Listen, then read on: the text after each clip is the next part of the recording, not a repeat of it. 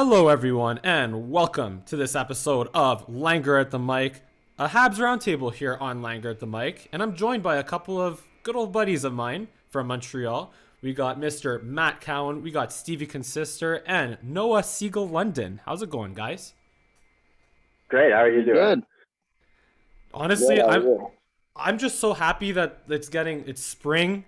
The weather's warming up, and I feel like the warm weather has just completely rejuvenated me. Like this whole lockdown, I know for you guys have the curfew here in Toronto. We have like the downtown Toronto is essentially closed. So, yeah, like it's been dead.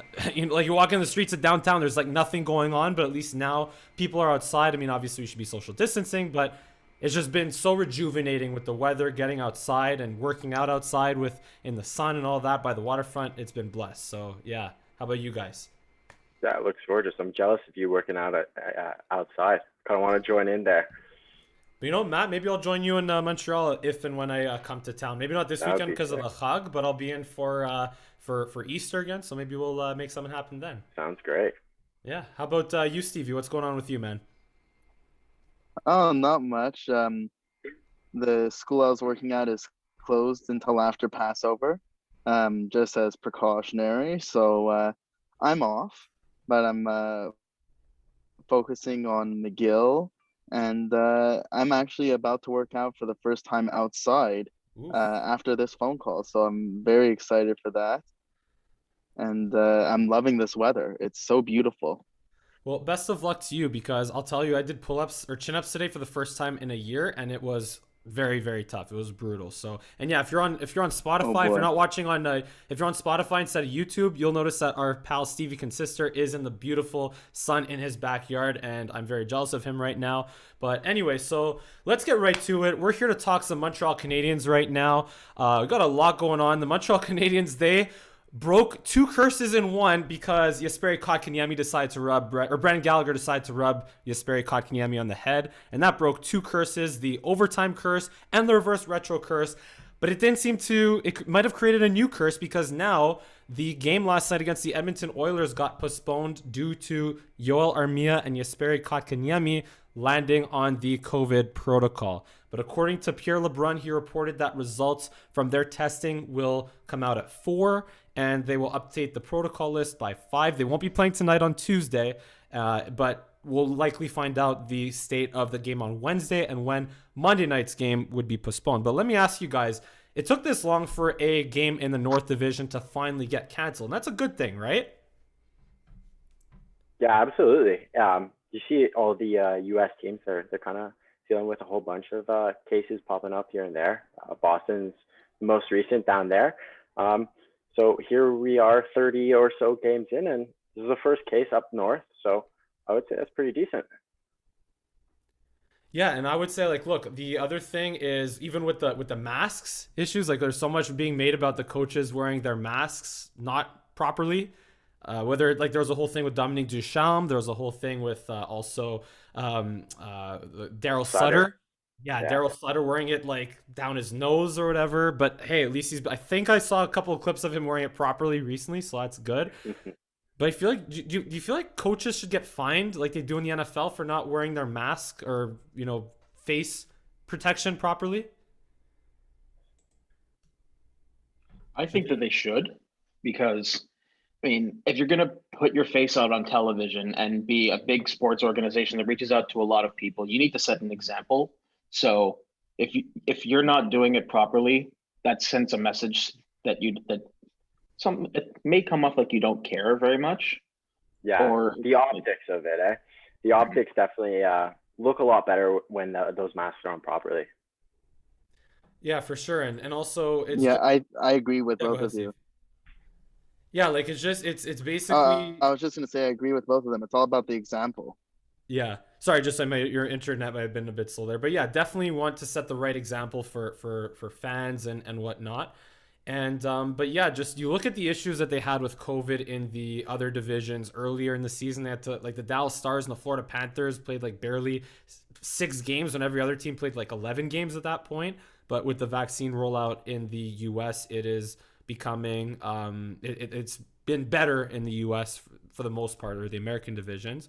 But Honestly, I would not have been down to play that game last night without Jesperi Kotkaniemi, Joel Armia, and also Tyler Toffoli. And that's another thing. Tyler Yeah. Toffoli will be out this week. So how do you think? So should Lehkonen stay in the lineup? Should Byron come out? Should they bring Michael Frolik in finally? How should they handle the Tyler Toffoli injury this week? It's time to see Frolik at least. It's been 30 games, 31 games maybe, I think, and we haven't seen what he can do. I'm excited to kind of see what he can add into the lineup. There's not that much scoring coming from the bottom three at least. We could say those bottom four players really aren't contributing to scoring a little bit, and Frolik has a little bit more of a scoring touch. I would like to see, if he can contribute a little bit. Yeah, we're gonna get to like a little bit more on talk on the bottom six with the prospects there, because Ryan Poehling has been tearing it up in the with the Level Rocket, right? But let me ask you this: through the first half of the year, and by the way, I honestly, Michael Frolik was supposed to play last night if that game had like been on, right? If the game didn't get postponed, he was primed to get in the lineup, but then I don't know if he'll get his chance, but we'll see if they decide to put Frolik in for Toffoli. But I want to ask the three of you guys. Tyler Toffoli is one of probably the only guy on the Canadiens with like a natural scoring touch. Maybe even not that natural, but anyway, we'll get into that a little bit more. But let me ask the three of you guys, who is the best forward on this team through the midway point of the season and why? I mean, it's hard to argue with Toffoli, but I mean, apart from him, Gallagher is probably that. He's the most consistent, at least. He finds a way to get that puck in the net. Maybe Anderson can be up there too, but give me one, Matt. Give me one. You guys got to give. I'll give you Gallagher. He's always there. He's always that piece that's the little spark plug for the Canadiens when nothing's really going. So I gotta say it's Gallagher for me, at least. What about Noah and Stevie? Who are your best players, best forward on the Canadiens? Could choose one. I mean, if I had to choose one other than Toffoli, I'm probably going to choose. You could choose Toffoli. I ain't stopping you from choosing Toffoli. It's up to you. I mean, yeah, it's kind of hard to like Matt said, it's hard to argue against Toffoli. I'm probably going to have to go with him because he's good at even strength. He's good on on the shorthanded line. He's good on power play. He's just an all around great player. And it was probably the best signing that Montreal got this offseason. So yeah, what a contract! 4 years under $5 million, and he's now like third in the NHL in goals. Yeah. When you got the guys like Austin Matthews, and I mean, he's not at the level of Austin Matthews and Connor McDavid, but just the fact that he's third or fourth in the league in goals, and behind guys that are making $10-11 million, and he's getting like making $4 million, right? So, and he hasn't had stable line mates this whole year too. He kind of found his way up and down the lineup. He's had different centers. He's played well with pretty much everyone. Although I think I liked him best with Kotkaniemi. He seemed like he's putting the puck in the net a lot when he was with him. Mind you, shorthanded too there, but yeah. But let's be real, he's a goal scorer, and whenever you have playmakers on his line, like when you have playmakers on that line, whether it's Kotkaniemi or Suzuki or Drouin, you just got to be in the right place at the right time, and Toffoli with his hockey sense is really, really good at being in the right place at the right time. In fact, just what stood out to me, I don't know if you guys noticed this, but in the tying goal, I want to say, was it against the Jets the other week? Yeah, against the Jets, where he saw that they won the battles. It was Perry and Josh Anderson and Drouin that won the battle in the corner, and he just snuck his way behind the net to get lost in the Winnipeg or the Jets D-zone coverage, found his way in front, just snuck his way there, and that's how Perry found him in front, or Drouin found him with like the really nice pass in front on the goal there. Yeah, his positioning is incredible. Especially, I don't find him to be horribly quick. I think I've noticed on a few times he looks pretty slow. But he finds the right places to be, and that's very important as a contributing hockey player. But you mentioned like the fact that he's not the quickest, and yeah, he is not the quickest. Also, Corey Perry isn't the quickest, but just hockey sense and their veteran savvy with the puck on their stick, it's almost like they don't need to be very quick to be effective in their roles. I mean, look, Toffoli is supposed to be like, he's a top six forward, but Corey Perry at this point is a bottom six forward. So they don't need that speed to be effective. Like they're just They just weave their way low key through traffic, and they're really good at choosing when to deke and when to stick handle through traffic and when to take the simple play. And yeah, just Toffoli to me also, he's like the one guy on this team with like a quick release in his shot, and that's one thing that almost no one else on this team has except for, well, Cole Caulfield in the system, which again we'll get to in a little bit. But Steve, you've been quiet. Who's your best forward on the Montreal Canadiens? Again, I'd say it's difficult to argue against Toffoli. I mean, he's a lot of fun to watch, but just to bring up somebody different who might be controversial to say as a top player, but honestly, I've watched pretty much every game this season because of lockdown, especially with the curfew. I mean, there's nothing else to do but watch some hockey. And I've noticed Drouin a lot. I find Drouin has a lot of speed. And he gets in there, he gets down and dirty, and he does the work. You know what, Stevie? I'm so happy you mentioned that because I completely agree with you. To me, Jonathan Drouin has been the most consistent forward on the Montreal Canadiens this year. He only has 2 goals, sure, but he is on a 55-point pace. But the biggest thing to me with Jonathan Drouin is that besides maybe the goal that the Oilers scored early in the season that ruined Jake Allen's shutout because he turned it over at the Habs blue line. Besides that, and maybe, okay, the referee breakout pass that went off the referee in the opener, Drouin has been good defensively. This is the first time since 2015, 2016 where he's a plus player right now. And to me, Drouin is just so good at creating turnovers. Like, he's just in great position on the forecheck to create turnovers. And then like we saw in the overtime there, like, he still has the hands, but the only knock on Drouin right now is just the lack of goals. But in terms of all-around play, I would say Drouin has been the best surprise at forward, and you can argue that he's been the most consistent forward, except for the goal scoring. So I'm with you, Stevie. I'm saying Jonathan Drouin on that one. I don't know if I can agree there. You got to score more. You can't be considered a top player if you're not putting the puck in the net. Okay, but what if you have 0 points, 0 goals, but 100 assists, 100 points in the year? Well, it depends how the team's doing, I guess, in that case. But the team right now needs goals, and Jonathan Drouin, he's finding space, but he's not putting the puck in the back of the net. And ultimately, you need guys to put the puck in the net. The difference between Toffoli and Drouin right now is 16 goals. That's massive. That is the difference between a playoff team and a team that misses the playoffs. He needs to put the puck in the net. He's playing great, and I'm sure the puck will find its way in. But it's a little concerning that he only has 2 goals, for me at least. But what if he just keeps racking up the assists though? Go ahead, Noah. I kind of have to agree with Matt. It's like, yes, you can have like a Wayne Gretzky-esque type of play when it comes to assists, but ultimately, this team needs goal scoring, and if I'm not mistaken, that was one of the reasons why Marc Bergevin went after Jonathan Drouin, not only because he was a hometown player, but because of his potential to be a guy to put the puck in the back of the net. But also, we have to mention that he was good before Dominique Ducharme took over for Claude Julien, and now he's just found a whole other level under Dominique Ducharme. It's like they unlocked another level of potential out of him. But let me ask you guys this. How many goals that Suzuki scored, that Josh Anderson scored, that who else did he play with? I think Toffoli at some points. How many of those goals, or even Petrie on the half wall on the power play, how many of those goals get scored without Jonathan Drouin's playmaking ability? You have a point, and I guess to me it's just if it's more than 2 goals, if it's 8 goals, we're probably not even having this conversation here. I'm probably right there with you, saying he's the best player on the team. What's his shooting percentage? I have like a whole bunch of plays in my head where he just doesn't. So Jonathan Drouin's shooting percentage is okay. You'll like this one, Matt. 3.8% right now is Jonathan Drouin's shooting percentage. It's rightfully low, but I don't know. There's some chances in the slot even where he chooses to dish the puck off, and I would just love to see him take that nice shot and pick a corner at least.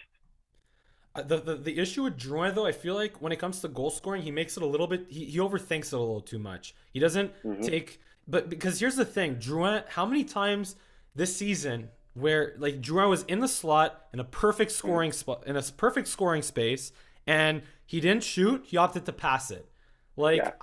like we've seen that so often, and it's like in certain. I feel like it's been a little bit less of late, and I've been seeing that more from Jesperi Kotkaniemi as well. But yeah, like to me, with Drouin, is just I feel like he always wants to set up the perfect play versus just putting the puck on net. And in terms of his shot, like it's not a bad shot. It's just not, again, the release isn't there. The quickness of the release isn't there. And whenever he's in close, he always tries to deke out the goalie instead of just shoot. Yeah. And he hesitates a little too much. I'd like to see him just, fire it a little more, especially from the slot. And that's been an issue, honestly, on all the Montreal Canadiens. And let's quickly talk about Jesperi Kotkaniemi and Nick Suzuki while we're on that subject. So let me ask you guys, how do you feel, or are you happy or unhappy with how Nick Suzuki and Jesperi Kotkaniemi have looked so far this year? We'll start with Noah. Well, overall, I'm happy with the progress. Like any progress is good progress. But the one aspect of their game that concerns me and I think needs a lot of work is their face-off winning. Like they need to step it up if they're going to develop into the players that we hope that they develop into and that we need them to develop into. Just before Matt goes, so Kotkaniemi is 48%. So he's been much better of late. Kotkaniemi has been, but Suzuki, it's been a struggle for him. He's still at 44%. Yeah. I think Kotkaniemi's picked it up recently too. Maybe in a month ago, I think probably his face-off percentage was closer to the bottom 40s. I've noticed him taking a nice step forward with face-offs, and with his confidence coming up too. They both seem to be horribly inconsistent, like the Habs. For a lot of the season, the first 10 games, Suzuki looked incredible. And then he's kind of, he's been up and down since then. And Kotkaniemi started off a little slow, and then he had that little spur of maybe like 5 games where he looked incredible too. And I think they have to figure out how to find that consistency in their game. To be great players, you have to be consistent in this league, and they've shown they can do it. For one reason or another, it doesn't stay, maybe it's a matter of working out the kinks a little here and there. But well, that reason is probably because they're 20 and 21 years old, respectively. Yeah. What about Stevie? Before I go. Yeah, I mean, I agree with Matt. Basically, that the problem is consistency. Like I said, watching the games this season, there were a couple games where they excited me a lot. I was like, wow, we really have some great players. And there were other games watching face-offs and not making the right plays. So I guess they just need to grow. Like you said, Mike, only 20 and 21 years old. They have some time to develop. Yeah, what I really like about Nick Suzuki is honestly his two-way game. But what I really don't like is that I find his effort isn't always there, which is concerning.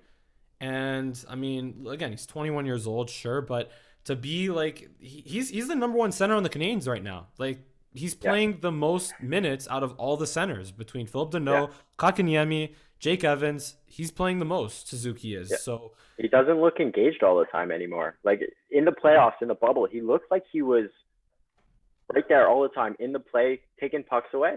But I don't know, it might be a little bit less engaged and a little bit less lack of effort there. I don't know. I agree with you. But what I do like is I still consistently reliable at playing a decent 200-foot game. Yeah. So like at least his effort. I mean, but then again, the goal that the Canucks scored on Saturday, where he just unpressured, just completely missed. He had like 3 breakout options. He completely missed his pass, turns it over behind the net, and then the Canucks score. Like obviously that can happen. That's all on Nick Suzuki. But overall, like he has had some games recently where he did show a little bit of that early season version of himself. And to me though, with Kotkaniemi, I've really liked the way he's been playing under Dominique Ducharme. He's at 15 points in 31 games right now. But the only issue with Kotkaniemi to me though is again just the decisions or the lack thereof to shoot the puck quickly and on net, because there was a play in the Vancouver game recently where Holtby was screened by his defenseman. I forgot what defenseman it was, but Kotkaniemi, if he shoots the puck there, he's like just barely, like sort of accurately low blocker, low glove side. That's a goal because Holtby didn't see anything. But instead, he opted to pass to Lehkonen, and Lekkonen's Lehkonen, and he's not going to score many goals. But yeah, because he's Lehkonen. But we love Artturi Lehkonen's work ethic, and he probably should be. I mean, should he be in the lineup instead of Paul Byron? You guys? It's tough to say. Like neither of them are really making a compelling argument to stay in the lineup. I would like to see one of them grab that opportunity, like start producing a little bit more, or at least show that you really want to be there over the next guy. And we're waiting to see that. I think. Yeah, and it's just frustrating, I guess, how they don't provide offense. Like they're great penalty killers, but to me, Paul Byron, like his speed is just not as like it's when he gets to top level speed, it's fast, but he's just not as like he just takes him a while to get there. He doesn't have like that instantaneous speed like Connor McDavid does, or even Josh Anderson has, So, let's actually talk about some other news from this week. So the Canadiens were anticipating that Jordan Harris, the defense prospect at Northeastern, was going to sign his entry-level deal this week, but he opted to stay an extra year at Northeastern. And so, look, honestly, I wouldn't think too much into it. Like, look, guys, they want their education as well. But to me, it's a little concerning that they didn't get him under contract this year. Is there a rule with the NCAA that if you don't sign a player in the first 3 years that they go back into the draft or something like that? Well, they become an unrestricted free agent. Yeah. So you look at who's the guy? It was Schultz, Justin Schultz, I believe, was an unrestricted free agent like that out of college. So honestly, like, could that possibly happen with Jordan Harris? Like, I don't know. He's turning 21-ish, so I mean that would be my number one concern for him. The Habs have a ton of left-handed defensemen in the prospect pool around that age, 19, 20 years old. So I don't know. I think a lot of it might be Montreal media generating the buzz behind Harris a little bit. Like it was Norlinder last year, and even to extent beginning of this year, and I'm still excited to see him, but I've heard less about him recently. He's also a left-handed defenseman around the same age. There's a bit of a jam to get into the lineup in the pros for the Habs and the Laval Rocket on the left-hand side. So, I'm not overly concerned that he's staying at Northeastern. I think it might even help his development captaining that team there and growing a little bit more as a player too. But you know what I learned though? I learned that I've become immune to buying into prospect hype. You know what just annoys me so much is like when people on Twitter are like, "Oh, Habs projected lineup from 2025." Like, how do you know that any of these players are going to make it? Because remember 2018, you guys, right? Remember what that 2018 lineup looked like with like Jacob Delarose as a second line center or whatever it was? Yeah, it was atrocious. Oh wow. Remember how many people, by the way, Stevie, welcome back. I know you went inside because your internet's better inside, so so welcome back. But honestly, I'm sure there was someone on Twitter that had Jacob Delarose pegged in as a second line center and how he would be a great second line center when he reaches his prime. But look at 2018 and how the Canadiens did when Delarose was a second line center. So to me, again, I don't believe in prospect type until 1, they're under contract. 2, they're playing in North America for the Laval Rocket at worst. And number 3, when they finally get their call up and how they do with their call up opportunity. Unless that player is Cole Caulfield, because I think even the Habs Instagram is starting to hype him up too. Cole Caulfield, we're going to talk about that in a second. But just the last thing I want to say, like, remember like freaking guys like Greg Pattern, Morgan Ellis, Jared Tenorti, Nathan Beaulieu, how they were they're going to be the next top 4 defensemen on the Canadiens for the next 5 years. Like, what happened to them? And then we lost them. Yeah, and they won the Memorial Cup, or was Morgan Ellis with Michael Bourneval with Shakutami there, or not Shakutami? I think Beaulieu won it too. Beaulieu, yeah, with not Halifax, St. John's, right? Yeah, St. John. Yes. It was St. John. It was Drouin who won it with Halifax with Dominique Ducharme. But to me, again, it's just yeah. I don't believe it until I see it. Great. It's great to have prospects. It's great to think of the idea of what they could be, but it's in terms of what their value to the team isn't quite what it is until they're actually on the team. But with that being said, we have three players that are playing really well in Laval or in Wisconsin right now. They are Cole Caulfield in Wisconsin, Ryan Poehling, and Cale Fleury. So let me ask you guys, who is going to be the next of those three players, Cole Caulfield, Ryan Poehling, and Cale Fleury, to play a game for the Montreal Canadiens? That's a good question. To me, it's between Caulfield and Poehling. I wish we could have seen Fleury in by now. I guess since he's if he was a left-handed defenseman, I'm sure we would have, but I guess him being on the right side kind of pushes him back down the depth chart a little bit. I don't know. When's Wisconsin playing in the tournament? I think later this week at some point. Yeah, later this week. Yeah. You know, Poehling is playing decently in Laval. I think he's picked it up recently too.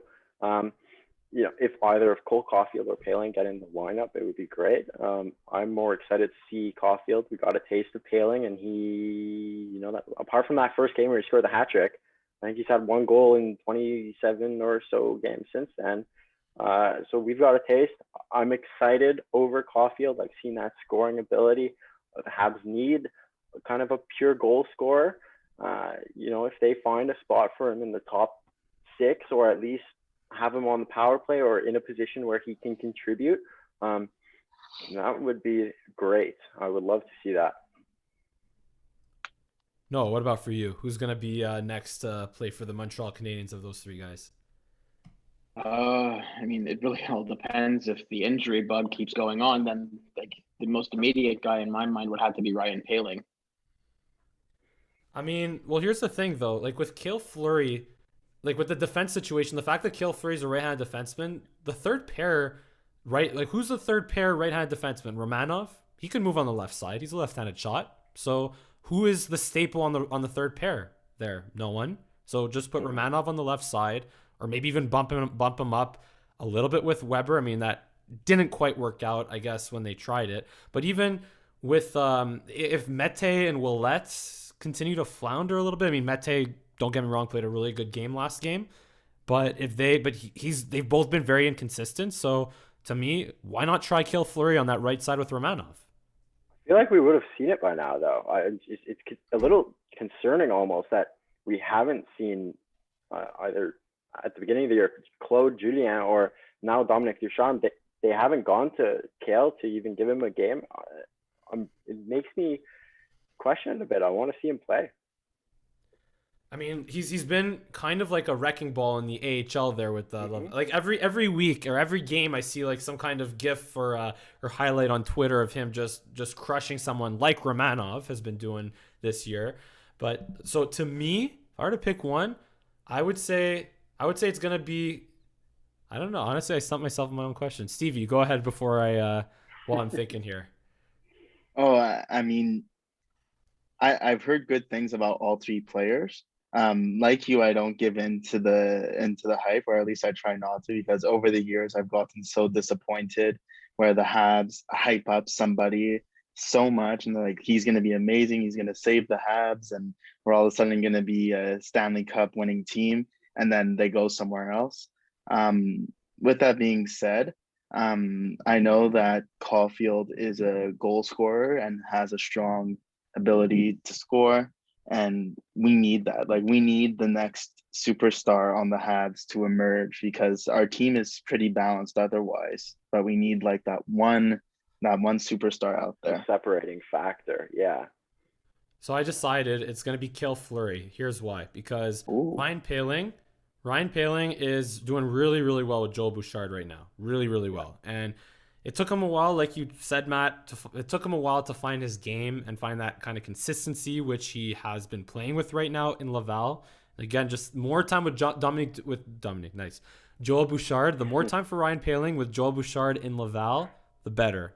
So I think they're just going to choose to keep being patient with Poehling, although the argument can be made that he would be more productive as a fourth line center than Paul Byron, which is why they might. But then again, they think they've been talking about calling up Lucas Vejdemo there, right? I love that nickname, by the way. But with Cole Caulfield, same thing. He's probably gonna start with the Laval Rocket for a little bit, and if he tears it up, then he might have to. They might have to make Caulfield earn his call up to the NHL before he actually gets called up. You know what I mean? And that's fine though too. I agree with you on Poehling, but now that he's playing well in Laval, he just started to let him learn a little. I wouldn't even, if we see him down there for the rest of the year, and then maybe he competes for a spot in next year's summer camp, I wouldn't be upset with that. I think it might be best for his future.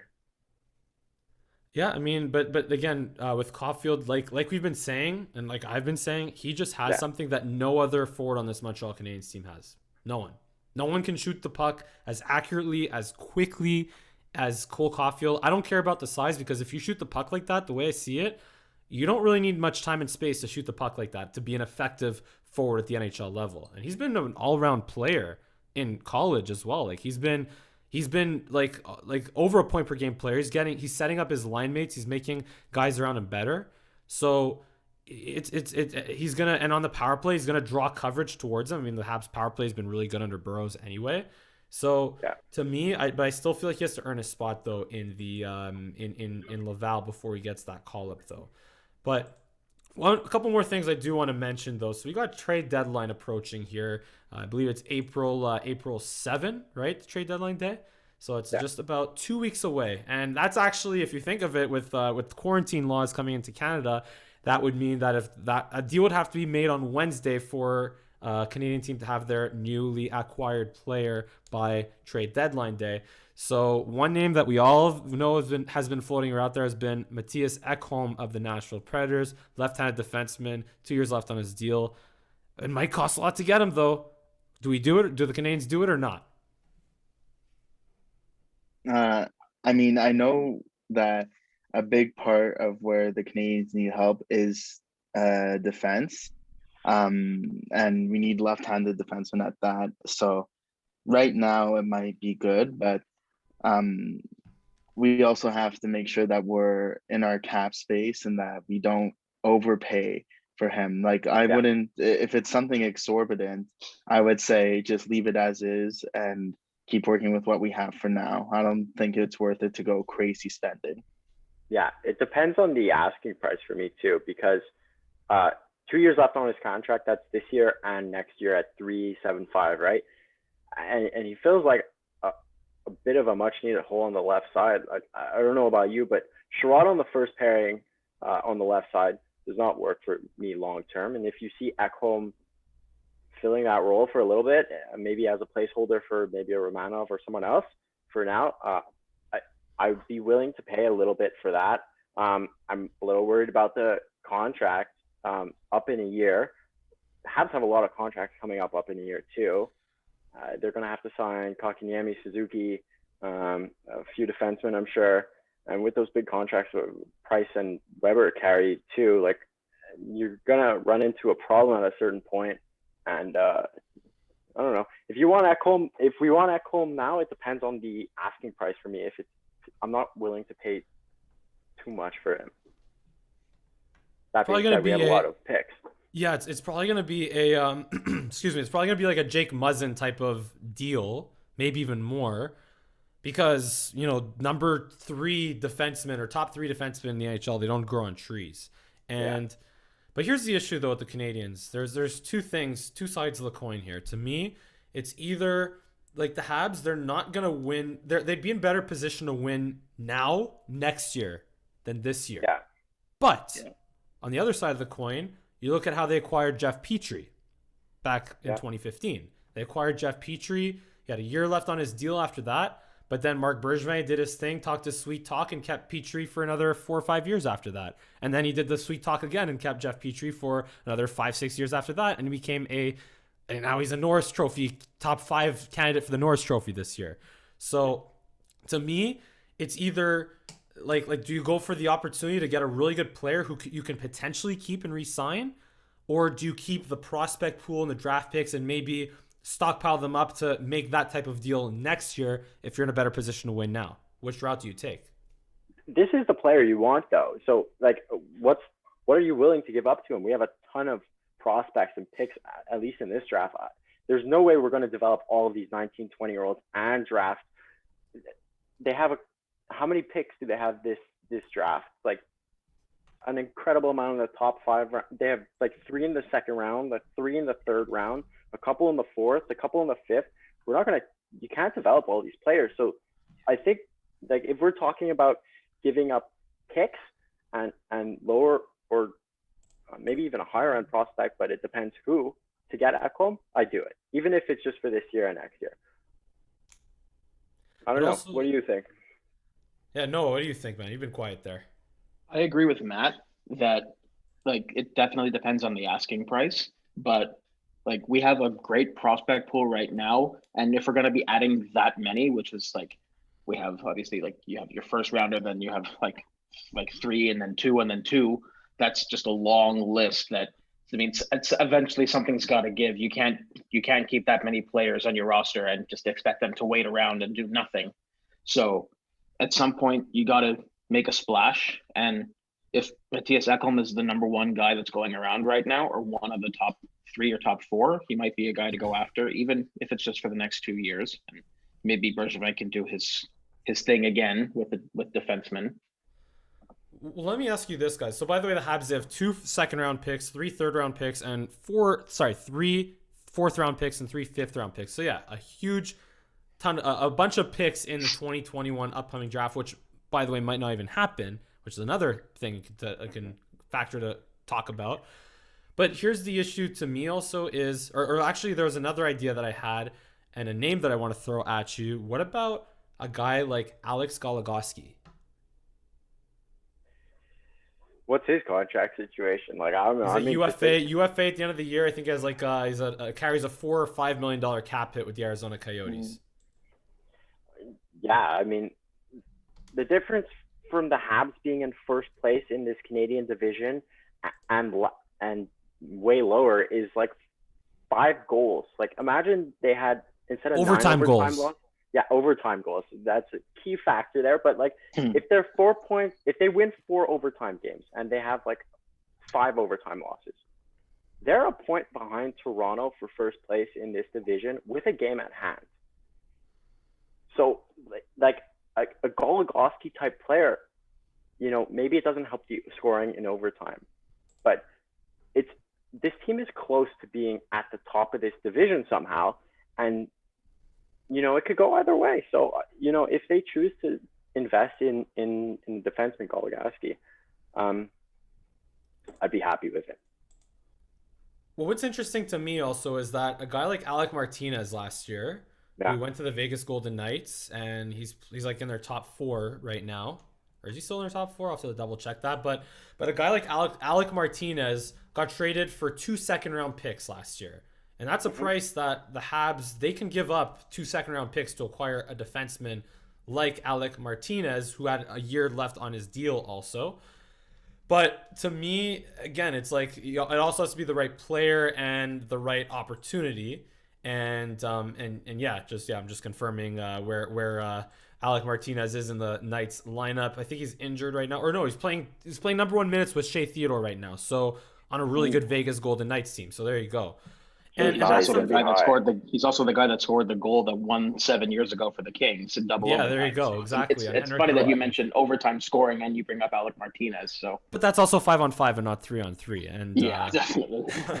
Big difference. And that's a good thing for the Canadiens if they make it to the playoffs, that they don't have to worry about 5-on-5 overtime. But to me, it's like, can this defenseman that they would acquire, whether it's Ekholm, Goligoski, or whoever else, it's like a Martinez type guy, can that defenseman keep the Canadiens from getting to overtime? So like those 10 overtime games the Habs have played so far, can they have maybe, I mean, they have to fight back in, let's say, 3 or 4 of them, but let's say the game against the Leafs, the opener. Let's say the game against the Jets, where I believe they had a 3-2 lead going into the third, or the Canucks. They had There was definitely some games in there where they had leads that going into the third, they tied, the other team tie it up and they went to overtime. So can this defenseman prevent you from going to overtime? Yeah, I think like if it Ekholm would definitely be my favorite of the three, followed by Martinez, and Goligoski looks like he's maybe taking a step backwards. I think he's like late 30s now. This year hasn't been his greatest, but Ekholm and Martinez can definitely still play, and they can contribute too. So I think those two, I'd be willing to give up a whole heck of a lot more, and I think they can definitely contribute to getting those W's in the first 60 minutes too. Well, we'll wait with Martinez is not going anywhere because Vegas is gonna win. Like, so that's not like the Habs aren't getting Alec Martinez. Yeah, no, they're not getting rid of him. I just threw it out there because he got traded for 2 second-round picks last year, and that's a price that the Habs can pay for that type of defenseman. Right. So, anyway, last question, guys. We're gonna wind down here a little bit, but my last question for you guys is real simple. What do the Montreal Canadiens need to do to make the playoffs and to win in them? I think we need more cohesiveness and consistency out of our players. Notice in all the games we've played, every few games they seem to switch up the lineup, switch up the pairings. And I think just finding the players that mesh well together will help. I did notice that Dominique Duchamp has made a difference. I think the power play has been a little bit better, but he's still switching up the lineup. So we need to find those right players with a good chemistry. Yeah, I think they could probably hobble their way into the playoffs right now, just following the pace that they're going at currently, just based on Vancouver, Calgary, and Ottawa. Mind you, Vancouver is coming on hot recently, so maybe not. But like Stevie said, consistency. If they find consistency, there's times that this team has looked like they can compete with anyone, and then there's times where you would probably take them to lose against Buffalo, who has 6 wins on the season.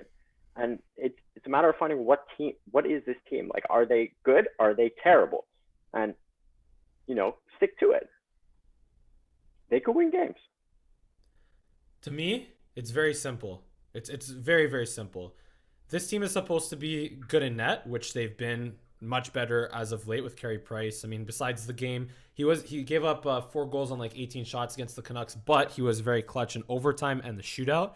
And before that, he was in a stretch of like 5-6 games. He had like a .950 save percentage, 1.57 goals against average, and should have had 2 shutouts. But all this to say, goaltending, check. Goal scoring, you can say they're lacking goal scoring, sure. But to me, the bigger issue is when you dominate a team like the Canucks 1-0 and it's only 1-0 after the first period, and then you come into the second period and then all of a sudden the bottom falls off because you can't break out of your own zone. So to me, the main issue, and even the Calgary games they were obviously not good, like they were not playing their best hockey, especially playing the second game in less than 24 hours. But what killed them in that game was their inability to break out of their own zone. Their defense and their ability simply to break out of their own zone. And to me, if they can avoid those costly mistakes early in periods at points where they're up and in control of a hockey game, getting 30, 40 shots on net, but only up by 1 or 2, if they can avoid that mistake that just kills them in their defensive zone breaking out, that will be what will allow them to be that much more consistent and what will allow them to win in the playoffs if they make it there. Yeah, I think one more thing too. That I just wanted to add, if their defensemen hit the net a little more with their shots. Oh, don't even get me started with that. We're gonna see a lot more goals, because how many times you see like any of these defensemen? So only 2 defensemen should be allowed to shoot the puck from the point: Romanov and Petrie. No one else should. And Edmondson, maybe that one time that Edmondson got it through. He's been, I'd say, half, but not Weber, not Kulak, and not Mete, not Ouellet. Only Romanov and Petrie, and maybe on some nights Edmondson should be allowed to shoot the puck from the point. They really need to work on their accuracy. They miss the net so often. It's ridiculous. And like even Petrie, I've seen him miss the net with a shot and it flies back, scoring chance the other way.